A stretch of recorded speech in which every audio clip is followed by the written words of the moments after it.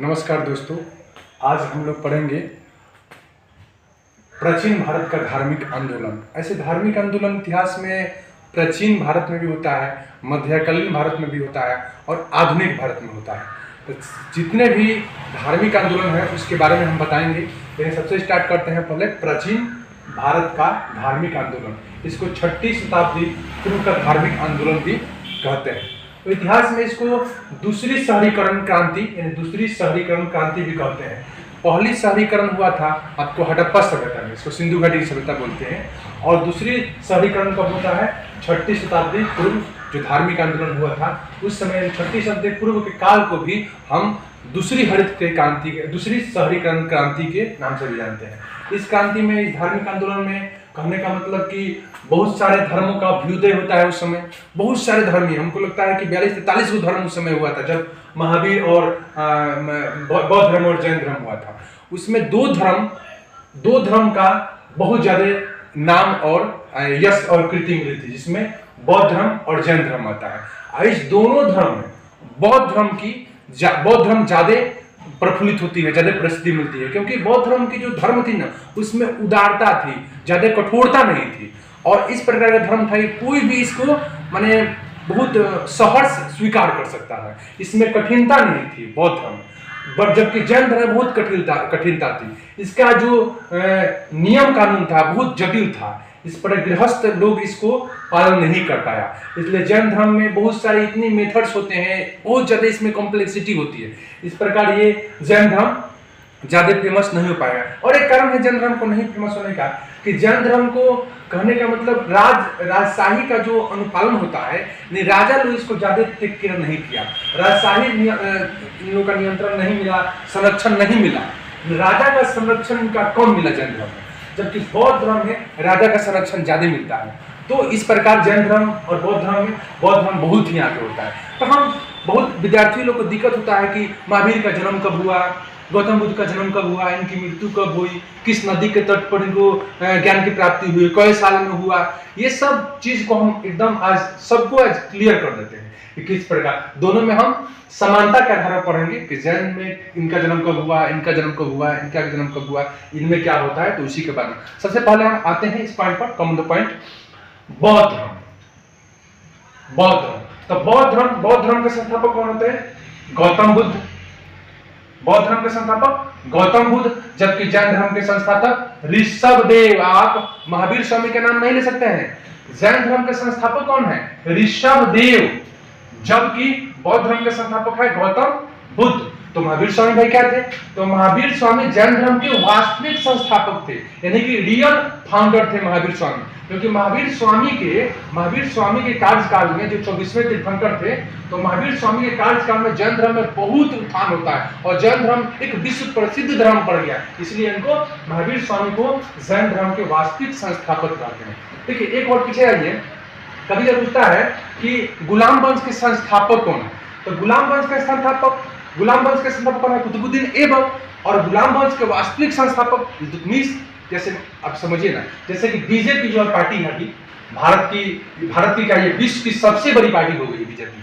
तो बीजेपी का स्थापना होता है 1980 में, यानी कि लाल कृष्ण आडवाणी, अटल बिहारी वाजपेयी और मुरली मनोहर जोशी के समय बीजेपी का स्थापना होती है। लेकिन बीजेपी वर्ल्ड वाइड किसके कार्यकाल में हुआ? ये 2014 के बाद। तो उसी प्रकार हम समझ सकते हैं कि जैन धर्म के संस्थापक थे ऋषभदेव, लेकिन वास्तविक संस्थापक कौन थे? महावीर स्वामी। ऐसे ही आप गुलाम वंश के संस्थापक कुतुबुद्दीन ऐबक, जबकि गुलाम वंश के वास्तविक संस्थापक इल्तुतमिश। उसी प्रकार आप समझ सकते हैं जैन धर्म के संस्थापक ऋषभदेव और जैन धर्म के वास्तविक संस्थापक महावीर स्वामी। और दूसरा पॉइंट में आते हैं, इनका जन्म देखिए, गौतम बुद्ध का जन्म 563 BC में हुआ था, जबकि जैन धर्म में महावीर स्वामी का जन्म 540 में, यानी कि इनका 540 में और इनका 563 में, यानी कि महावीर स्वामी जैन धर्म से 23 साल छोटे थे। महावीर स्वामी गौतम बुद्ध से कितना साल थे? 23 साल छोटे थे। इसे याद करिएगा, 23 साल कौन थे? छोटे थे महावीर स्वामी, यानी 23 साल ये बड़े थे। इससे आपको इंटरकनेक्ट कर बहुत चीज को समझ सकते हैं। ये 23 साल बड़े थे, ये 23 साल छोटे थे। तो एक बार एग्जाम पूछा हुआ है कि जैन धर्म के संस्थापक, महावीर स्वामी के संस्थापक, जैन धर्म के संस्थापक और बौद्ध धर्म के संस्थापक में ये कौन बड़ा था? तो एक केवल था बड़ा, छोटा बराबर। तो कहने का मतलब 23 साल क्या थे ये इनसे, ये जैन धर्म के संस्थापक महावीर स्वामी जो थे, जैन धर्म के वास्तविक संस्थापक, ये 23 साल महावीर स्वामी गौतम बुद्ध से छोटे थे। नेक्स्ट पॉइंट आते हैं, इनका बचपन का नाम सिद्धार्थ था और इनका बचपन का नाम वर्धमान था। इनका बचपन का नाम वर्धमान, यानी कि महावीर स्वामी के बचपन का नाम वर्धमान और इनका बचपन का नाम सिद्धार्थ। देखिए इनका जो बचपन का नाम सिद्धार्थ है, इनके पिता का नाम सिद्धार्थ है। याद कीजिए, समझिए, सिद्धार्थ इनका बचपन का नाम हुआ और इनका पिता का नाम सिद्धार्थ हुआ। इनका बचपन का नाम वर्धमान, जो बंगाल में एक जिला भी है वर्धमान, बंगाल का पश्चिम बंगाल का सबसे बड़ा जिला है वर्धमान। वर्धमान बचपन में, यानी कि महावीर स्वामी के बचपन का नाम सिद्धार्थ, सॉरी वर्धमान, इनका बचपन का नाम सिद्धार्थ। नेक्स्ट आते हैं, पिता का नाम शुद्धोधन और इनका पिता का नाम सिद्धार्थ। अभी बताया कि इनका जो बचपन का नाम है इनके पिता का नाम है, तो शुद्धोधन इनका पिता का नाम है, इनका पिता का नाम सिद्धार्थ। अब इनका माता का नाम महामाया और इनका माता का नाम त्रिशला, यानी महामाया और इनका माता का नाम त्रिशला। चलिए आगे बढ़िए। इनकी मौसी का नाम होता है, पूछता है, प्रजापति गौतमी। जो मम्मी की मृत्यु, महामाया 6वें दिन बाद मर गई थी, तो इनका लालन पोषण कौन किया? उनकी मौसी की, यानी कि आपको प्रजापति गौतमी इनके लालन पोषण करती, यानी कि इनकी माँ भी कहीं कहीं इतिहास में लिखता है इनकी माँ भी थी, माँ नहीं थी, मौसी थी। अब इधर देखिए, इधर मौसी का एक रिलेशन है, एक्स्ट्रा रिलेशन, तो यहाँ इनका भाई का रिलेशन है नंदीवर्धन, यानी कि महावीर स्वामी का भाई का नाम नंदीवर्धन था। यानी नंदीवर्धन के अनुमति से ही महावीर स्वामी घर को छोड़े थे। एक बार क्वेश्चन पूछा हुआ, यानी नंदीवर्धन इनके पिता, इनका भाई का नाम था और इनकी मौसी का नाम महामारी प्रजापति गौतमी था। और देखिए इनकी एक बेटी थी, नाम था सुदर्शना, यानी कि नंदीवर्धन इनके भाई थे नंदीवर्धन, यानी एक बहन हो गई इनके क्या, सुदर्शना। सुदर्शन का नाम क्या है? नंदीवर्धन। और बहन का नाम है, यानी कि महावीर स्वामी के बहन का नाम सुदर्शना और भाई का नाम नंदीवर्धन। इनका मौसी का नाम प्रजापति गौतमी। और उनके आपको भाई बहन हो गए। अब आपको पत्नी, महावीर स्वामी के पत्नी का नाम यशोदा, समझिएगा, पत्नी का नाम यशोदा। इधर देखिए इनकी पत्नी का नाम यशोधरा, यानी यशोधरा, यानी यशोदा और यशोधरा, यानी यशोधरा में ज्यादा लेटर है और यशोदा में कम है, तो यशोधरा में ज्यादा कैसे समझिएगा इसको? ये 23 साल क्या है, इनसे बड़े हैं, तो इनमें 12 लेटर आ गया। यशोधरा इनके पत्नी का नाम है, इनके पत्नी का नाम यशोदा है। एक पुत्री थी गौतम महावीर स्वामी की, जिनका नाम है अनुजा प्रियदर्शनी।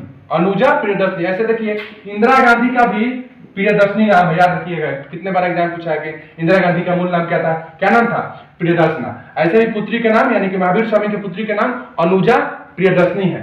इनका अनुजा प्रियदर्शनी का शादी जमाली से हुआ था, यानी कि प्रियदर्शनी का पति कौन है? जमाली, जो महावीर स्वामी का प्रथम शिष्य था, यानी कि जमाली महावीर स्वामी के प्रथम शिष्य था। अब आते हैं इधर गौतम बुद्ध में। गौतम बुद्ध की शादी किस साल में हुई थी? 16 साल में। गौतम बुद्ध की कितने शादी में शादी हुई थी? तो समझ लीजिए ये गौतम बुद्ध भी क्या किए थे? बाल विवाह किए थे। हुआ था, किए नहीं थे। ऐसे गांधी जी भी बाल विवाह किए थे। चलिए, अब पुत्र एक हुआ था जिसका नाम था राहुल और इनके पुत्री का नाम अनुजा प्रियदर्शनी। अब आते हैं, गौतम बुद्ध गृह त्याग दिए थे। 29 साल के एज में गौतम बुद्ध अपना घर छोड़ दिए थे। ये 29 साल पर छोड़े थे घर, और महावीर स्वामी 30 साल पर घर छोड़े थे। कहे ये 29 साल, ये 30 साल। अब देखिए ये तपस्या 6 साल किए थे, यानी कि नौकरी की तैयारी कितना ने किया है? ये 6 साल। आई नौकरी की तैयारी कितना ने किया है? 12 साल, यानी 29 प्लस 6, इनको 35 साल पर ज्ञान की प्राप्ति मिली। इनको 30 प्लस 12, 42 साल पर ज्ञान की प्राप्ति मिली। यानी कि इनको मोक्ष की प्राप्ति पहले हो जाती है, इनको मोक्ष की प्राप्ति में थोड़ा सा टाइम लगता है। तो समय समय की बात है। ये 6 साल तपस्या किए थे, ये 12 साल तपस्या किए थे। घर छोड़े थे 29 साल पर, तो 29 और 6 35। ये घर छोड़े थे 30 साल पर नंदीवर्धन की अनुमति से, और 12 साल नौकरी की तैयारी किए। तो 12 साल नौकरी की तैयारी किए, 30 प्लस 12, 42 साल पर ज्ञान की प्राप्ति इनको हुई है। और गौतम बुद्ध ये आपको 6 साल पढ़ाई किए थे, ये 12 साल, यानी कि दुगुना 6 दूना 12। नमस्कार, हम लोग अब फिर दोबारा इसमें आते हैं। बौद्ध धर्म और जैन धर्म में कंपेरिजन बता रहे थे, कब क्या किनको ज्ञान की प्राप्ति कैसे हुई आपको पहले बता चुके हैं। अब देखते हैं जी गृह त्याग। गौतम बुद्ध घर छोड़े थे, बता दिए 29 साल के एज में, 30 साल में। तो घर छोड़ने के पीछे एक रीजन होता है गौतम बुद्ध। देखिए जो धर्म होता है, ज्ञान होता है, एक्चुअली में गौतम बुद्ध थे राजा के बेटा थे, राजकुमार थे, उनके घर में कुछ संसाधन की कमी नहीं थी, बहुत संपन्न व्यक्ति थे। तो फिर उसमें मोक्ष की प्राप्ति क्यों घर छोड़े, या क्यों ज्ञान की प्राप्ति में थे? क्या उनको ज्ञान नहीं मिली हुई थी? चाहे क्यों भौतिक जितने फिजिकल हैप्पीनेस होती है, ये फिजिकल जो सुख होती है, क्यों छोड़ कर ये सब गौतम बुद्ध घर छोड़ दिए? तो इसका एक रीजन होता है। घर में एक, जैसे शुरू में जब पैदा हुए थे ना, तो बचपन में एज में गौतम बुद्ध बहुत एकांत में रहते थे, भौतिक चीज से, इंटरटेन से, चाहे ये सब ताम झाम से अलग रहते थे, हमेशा वृक्ष के नीचे जाके शांत सब हवा में बैठे रहते थे। तो उनके जो पिता थे, उनके पिताजी सोचते रहते थे मेरा बेटा ऐसा क्यों है। तो एक बार था ना कि 15-16 साल के एज में तो उनकी शादी हुई था, 16वें-17वें एज में उनके घर में एक, अपने गांव में या घर में राजमहल में एक फंक्शन को ऑर्गेनाइज करवाया। और उस फंक्शन में बहुत नृत्यकाएँ बहुत आई हुई थी, और मैंने एक जो वर्तमान समय में समझ सकते हैं कि ऑर्केस्ट्रा वाला कंसेप्ट, यानी पूरा शादी में नहीं ऑर्केस्ट्रा हम लोग गाँव में आता है, तो उस प्रकार की नर्तकी थी। उस समय की प्राचीन बात कर रहे हैं। तो उस समय ऐसा हुआ कि उस समय नृत्य भी आई थी, बहुत डांसर्स आई थी। डांस करते करते करते रात में सब लोग सो गया। तो एकाएक गौतम बुद्ध को रात में नींद खुला। तो नींद उठा तो वो देखे गौतम बुद्ध कि जितनी भी नृत्यकाएँ डांसर थी, डांस करने वाली, वो अर्धनग्न अवस्था में थी। तो अर्धनग्न अवस्था में थी, कपड़ा था पिता हुआ था, मैंने कुछ मैंने एक तरह से उनके वहीं से गौतम बुद्ध को छोड़ के हम घर छोड़ देंगे। और उस समय उनका बेटा पैदा हो गया था जिसका नाम था राहुल। गौतम बुद्ध के बेटा का नाम था राहुल। तो राहुल का अर्थ भी होता है, कभी पूछा है कि मोह भंग होना, मोह भंग होना। तो पुत्र को छोड़कर घर त्याग दिए। तो उसी समय गौतम बुद्ध को ये बोला कि नहीं, हम अब ज्ञान की प्राप्ति, घर छोड़ दिए और घर छोड़कर वो चल गए। तो गृह त्याग को बौद्ध इतिहास में, लिटरेचर ऑफ बुद्धिज्म में बोलते हैं महाविनिष्कर्मण। ज्ञान प्राप्ति होती है जो घर छोड़े उसको महाविनिष्कर्मण। प्रथम गुरु कौन थे? Alara Kalama. Alara Kalama was the first teacher of Buddha, यानी कि पहला गुरु कौन है? अलार कलाम। अलार कलाम से क्या किए थे? ये सांख्य दर्शन किए थे। सांख्य दर्शन, वही सांख्य दर्शन जिसके प्रवर्तक कौन है? सांख्य दर्शन का प्रवर्तक हमको तो है कपिल या गौतम, गौतम तो कपिल जी।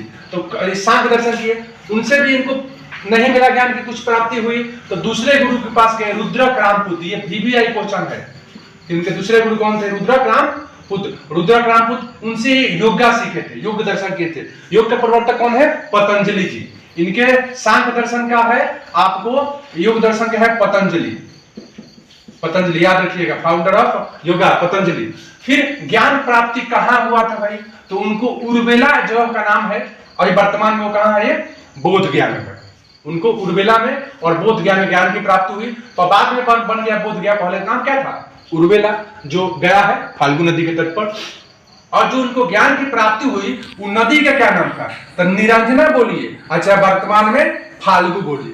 फाल्गु ये बिहार का, देखिएगा ये बिहार का मैप है। तो फाल्गु नदी ये गंगा नदी है, जो गंगा नदी बिहार को 2 भाग में बांटती है। ये उत्तरी बिहार, ये दक्षिणी बिहार। यहीं से फाल्गु नदी पठारी भाग से निकलती है, यहाँ से, और आकर यहाँ गया है।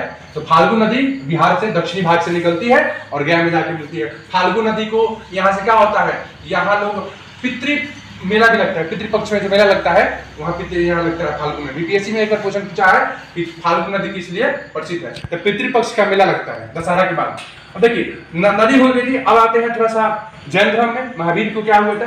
तो महावीर में बढ़िए ज्ञान की प्राप्ति क्या हुई थी? ज्ञान प्राप्ति स्थल कहाँ था? अंग प्रदेश। अंग प्रदेश भागलपुर वाला जिला है, वहां उनको ज्ञान की प्राप्ति मिली थी। और गांव का नाम था जुम्बिका ग्राम। ऐसे 2 बार पूछा हुआ है कि महावीर को किस जगह ज्ञान की प्राप्ति हुई थी? जुम्बिका ग्राम, अंग प्रदेश, अंग असमकबंध की चेदी, चारु कुरु कंबोज कौशल काशी तक्षशिला सूरसेन, जितना महाजनपद है, 16 महाजनपद है ना, उस 16 महाजनपद में एक अंग है जो बिहार में है। देखो 16 महाजनपद में 3 महाजनपद है जो बिहार में है। एक है अंग, एक है वज्जी और एक है मगध। यानी 16 महाजनपद में 3 जो महाजनपद है वो बिहार में है। हम लोग जो छपरा जिला है तो आपको पड़ेगा, आपको मगध वज्जी में पड़ेगा। वज्जी की राजधानी वैशाली, मगध की राजधानी राजगीर या राजगीर और अंग की राजधानी चंपा। यानी 3 जो महाजनपद है वो आपको बिहार में 16 जनपद में। और एक कभी पूछता है यूपीएससी में, पूछा हुआ है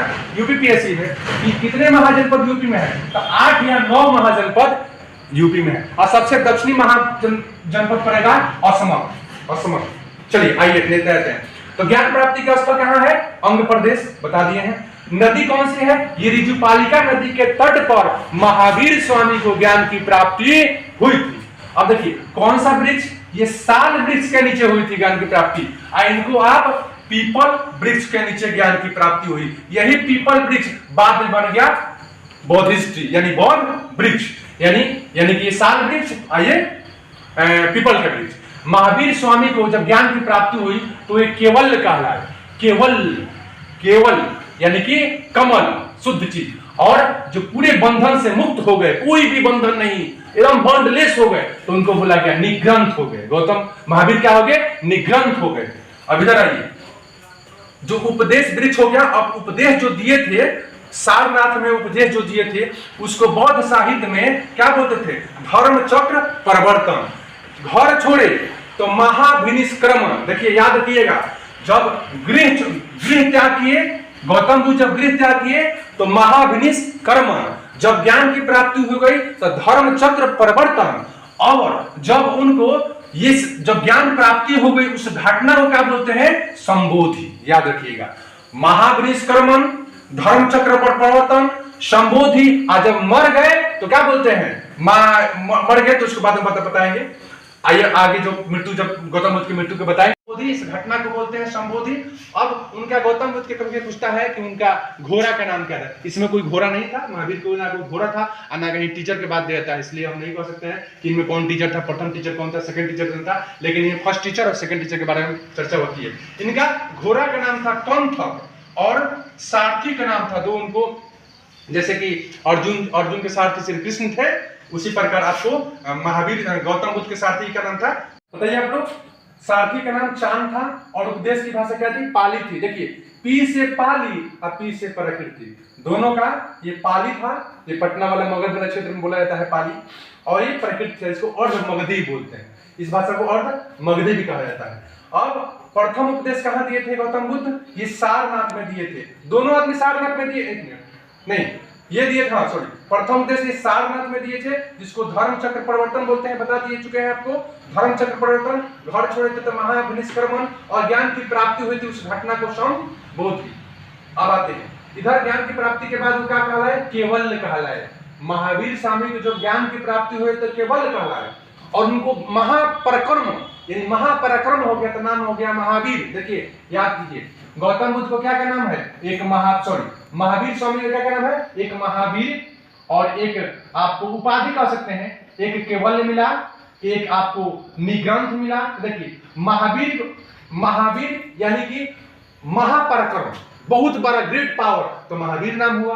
केवल एकदम शुद्ध ज्ञान मिला, केवल हुए। और निग्रंथ, कोई भी बंधन नहीं, उसको निग्रंथ कहा गया। तो ये इतना चीज हुआ। आगे हम गौतम बुद्ध के बारे में और चीज एक्स्ट्रा चीज आगे बढ़ेंगे हम लोग, तो उसके